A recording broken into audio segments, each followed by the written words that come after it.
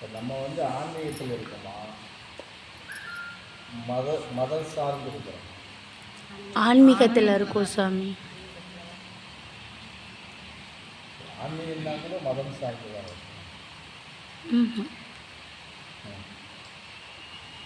ஆன்மீகங்கிறது எல்லாத்துக்கும் அப்பாற்பட்டதில்ல சாமி. மதம்னு ஒரு இதுக்குள்ளே அடைக்க முடியாதுல்ல. மார்க்கம்ங்கிறது பெரிய கடல் இல்லையா? அது எல்லாரும் வந்து ஆன்மீகம் சாமி கும்பிட்டாலே மதம் தானே சொல்லுவாங்க. பக்தி வேற, உணர்றது வேற. அப்படி பார்த்தா எல்லாரும் சொல்கிறது பக்திங்கிற அதுக்குள்ளே தானே இருக்காங்க. அதுக்கு அடுத்து இது பண்ணலைல்ல சாமி. கோவில் இது அப்படின்னு எல்லா இடங்களில் இது பண்ணால் கூட அது வந்து ஆரம்ப நிலைன்னு தானே சொன்னீங்க. அதுக்கப்புறம் எவ்வளவோ படிகள் இருக்கு இல்லையா? அதுதானே ஆன்மீகம். ஆன்மீகத்தில் முதல் படி பக்தி தான். ஆ அதுதான் ஆரம்பம். சரிங்க ஐயா. அதாவது பக்தி இல்லாமல் நீ ஆன்மீகத்துக்குள்ள வர முடியும். ஆனால் அந்த பக்தியே இன்றைக்கி என்ன கொண்டு போகிறாங்கன்னா, அது ஒரு மதம்னு சொல்லி கொண்டு போகிறாங்க. இந்து மதம்னு சொல்லி கொண்டு போகிறாங்க. ஆனால் இந்து மதம்ங்கிற விஷயத்தை அப்படி எடுத்தோம்னு சொன்னால், நமக்கும் அந்த இந்து மதம்ங்கிற வார்த்தைக்கும் சம்மந்தமே கிடையாது. இந்து மதங்கிற அதுக்கு சம்மந்தமே சம்மந்தமே கிடையாது. ஆனால் இறைவனுடைய வழிபாடு இருக்கா அப்படின்னா, நம்மளை மீறி பெரிய அளவில் இறை வழிபாடு மற்றவங்க வச்சுருப்பாங்களா அப்படின்னா, அது ஏற்றுக்கிற தகுந்தது மாதிரி இருக்காதுன்னு தான் சொல்ல முடியும். புரியுது எனக்கு சொல்கிறது. ஏற்றுக்கிறதுக்கு தகுந்தது மாதிரி இருக்காதுன்னு தான் சொல்ல முடியும். ஆனால் அவங்க கருத்தில் என்ன சொல்லுவாங்க, நாங்கள் தான் பெரிய அளவில் ஆன்மீகத்தில் பயன் பண்ணுறோம், நாங்கள் தான் இந்து மதத்தில் அந்த மதத்தை உள்ளே கொண்டுக்கிட்டே வருவோம். அதே சிவ சித்தாந்தம் அப்படின்னு வந்தால், சித்தாந்தம் வந்துச்சுன்னா மதத்துக்கு எந்த சம்மந்தமும் கிடையாது. அது மதத்துக்கு முதல்ல நம்ம என்ன சொல்லலாம்னா தெய்வீக வழிபாடு. அதுக்கு தான் இப்போ நம்ம கூட சித்தர் வழிபாட்டு தலைமை. இந்த அடிப்படையில் வந்துருச்சுனால மதத்துக்கு எந்த இடத்துலையும் சம்மந்தப்படாமல் இருக்கும். சரியா? அதே நேரத்தில் எல்லா வழிபாட்டு தலத்தையும் நேசிக்கக்கூடிய இடத்துல நம்ம இருக்கோம். எல்லா எப்படின்னா, ஒரு சர்ச் இருக்குது, தொழுகிற இடம் இருக்குது, பள்ளிவாசல் இருக்குது. இது எல்லாத்தையுமே நம்ம வந்து ஒன்றா பார்ப்போம். புரியுதா? எல்லாத்தையும் நம்ம ஒன்றா பார்க்குற இடம் தான் சித்தாந்தம்னு சொல்லுவோம். சிவசக்தின்னு எடுத்துக்கிட்டோம்னு வச்சுக்கோங்க. இப்போ என்ன புராணம் தொழுகிறவங்களை வந்து நவீன நாயகமாக படைக்கிறது வந்தார்.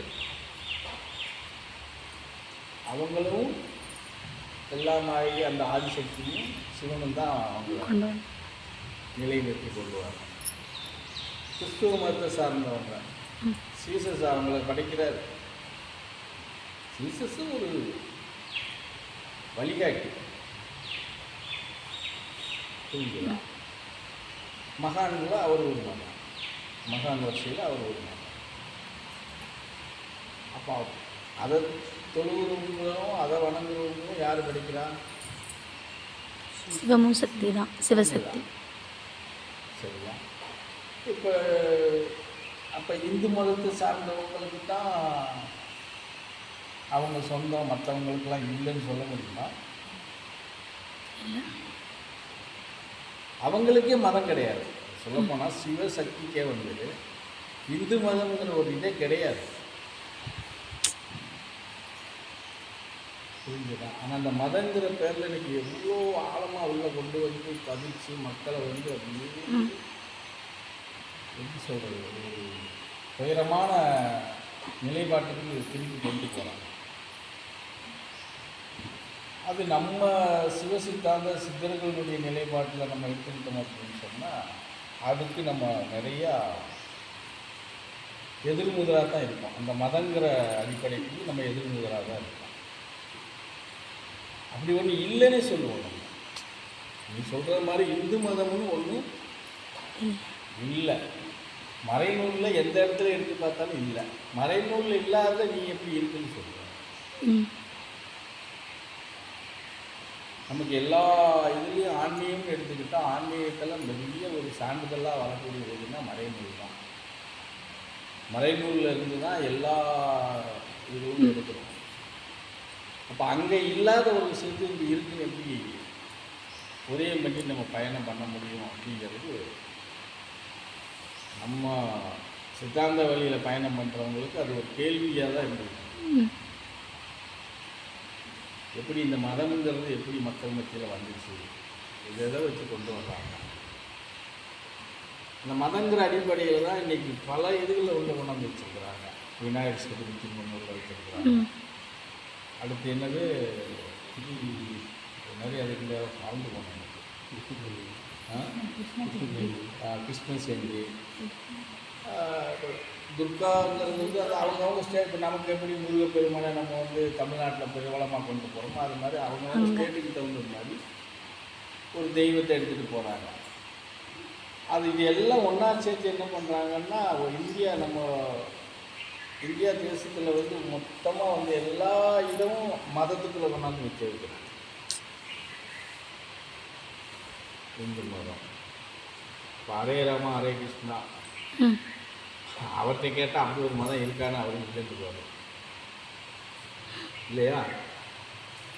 இந்து மதம்ங்கிறது வச்சு எதை கொண்டு வராங்கன்னா கிருஷ்ண பரமாத்மா வணங்குறவங்க தான் அந்த மதம்ங்கிற பேரை வச்சு கொண்டு வராங்க. அவங்க தான் இவ்வளோ திணிச்சிட்டு வராங்க. ஆமாம். இப்போ வந்து அது எப்படி சொல்கிற அதுக்கு ஒரு அமைப்பு வச்சு அதுக்கு ஒரு பேர் வச்சு அதுக்கு ஒரு கணக்கு வச்சு இப்படியே கொண்டு வந்து பழையபடி இந்த சைவம் வைணவங்கிற மாதிரி கொண்டு வந்துடுவாங்களா ஐயா? இப்போவே ஒரு காணாமல் போனது இப்போவே வந்து பார்த்திங்கன்னா ஒரு கிட்டத்தட்ட 40 வருஷம் வந்துருச்சு. பழைய வடிவம் இன்னொரு 40 வருஷம் வந்துருச்சுன்னா முழுமையடைக்கிறோம். பழைய காலத்துக்கு போயிடும். நம்மெல்லாம் பிறக்காதுக்கு முன்னாடி இருந்திருக்காரு. அங்கே போயிடுவோம். பிறந்ததுக்கப்புறம் கிடையாது, பிறக்காதுக்கு முன்னாடி இருந்த காலத்துக்கு போயிடும். அது எந்த மக்களும் வந்து அதை வந்து ஆழமாக யோசிச்சோ சிந்திச்சோ. அது இன்னொரு விஷயம் என்னன்னா, ஒரு பக்கம் மதத்தை வச்சு அவனுடைய சுயலாபத்துக்காக அதை அரசியலாக்கி ஒரு பக்கம் ஒரு குரூப்பு வெளியே வருது. இன்னொரு பிரிவினர் எப்படி வராங்க, அது இல்லை அப்படின்னு சொல்லி ஒரு குரூப்பு அவன் சுயலாபத்துக்காக அவன் வச்சு ஒரு குரூப்பை வந்து ஒரு பக்கம் பிரிக்கணும். ரெண்டுமே இருக்கு. ஆனால் அது வந்தால் நமக்கு ஆபத்து அப்படின்னு சொல்லி இது ஒரு குரூப்பு வந்து இப்படி வந்து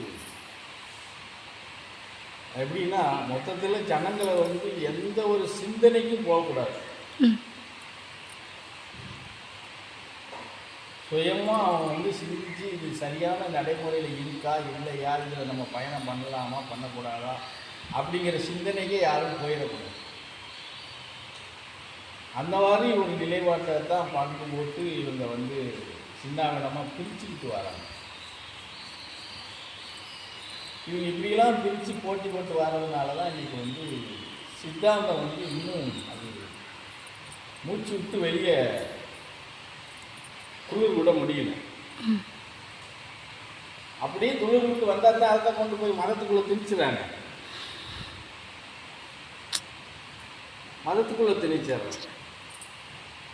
மதத்துக்கு சம்மந்தம் இல்லைன்னு சொல்லி எடுத்து என்னதான் ஃபைட் பண்ணுறதுக்கு ஒருத்தர் வந்தால் கூட அது ஏற்றுக்கிறது மாதிரி மக்கள் இல்லை. எங்கேயோ சொன்ன மாதிரி அத்தி ஊற்றுறது மாதிரி ஓரத்தில் 1-2 கிடச்சி அதை பிடிச்சிக்கிட்டு போகிறது எவ்வளோ நாளுக்கு பண்ண முடியும்? அப்போ அந்த இடத்துல நம்ம வந்து சித்தாந்தவாதிகள் வந்து பின்னடைவு தான் ஏற்படுறாங்களே தவிர பெரிய அளவில் வேறு எப்படி சொல்கிறது விதைச்சி பயிர் அறுவடை பண்ணுற இடத்துல அது தோல்வி தான். பெரிய வந்து வெற்றிகரமாக கொண்டுட்டு போகிறாங்க அப்படின்னு தான் சொல்ல முடியாது. இப்போ நம்ம பகவானுடைய இடத்தை பொறுத்தளவில் பார்த்திங்கன்னா வெற்றிகரமாக இருக்குதுன்னு தான் சொல்ல முடியும். அங்கேயும் இப்போ என்ன வந்துருச்சு, மதம்னு வந்துருச்சு. அங்கேயுமாயா? ஆமாம், இப்போ அங்கே போகிற வாரவங்கெல்லாம் என்ன அந்த மாதிரி சித்தாந்தவாதியாவா போய் வந்துட்டு இருக்காங்க? மத அடிப்படையில் தான் போயிட்டு வந்துட்டு இருக்காங்க. புரியுதா?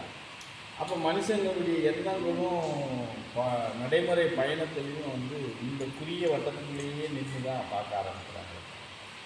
இதை தாண்டி கடல் மாதிரி பரவலாக இருக்குது இறை வழிபாட்டினுடைய நிலைப்பாடுகள். அதை நோக்கி நம்ம பயணம் பண்ணலாம் அப்படிங்கிற எண்ணத்துக்குள்ள நம்ம ஜனங்கள்